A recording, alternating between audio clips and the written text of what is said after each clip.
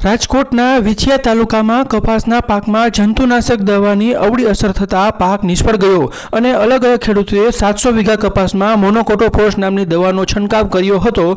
ખેડૂતોનો દાવો છે કે દવાના છંટકાવ બાદ કપાસના છોડ પર અવળી અસર થતાં કપાસના પાક નિષ્ફળ ગયા, કપાસના પાન ખરાબ થયા અને છોડની વૃદ્ધિ થતાં વિકાસ અટકી ગયો।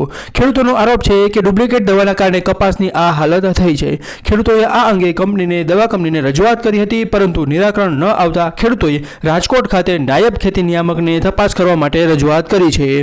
પહેલા ખેડૂતનું કહેવું છે કે આ દવામાં કપાસનો છાંટીને પછી કપાસ બગડ્યો છે અને કંપનીવાળાને 1-2 વાર જોઈ ગયા પછી અહીં કોઈ આવ્યું નથી અને કોઈ જવાબ પણ દેતા નથી।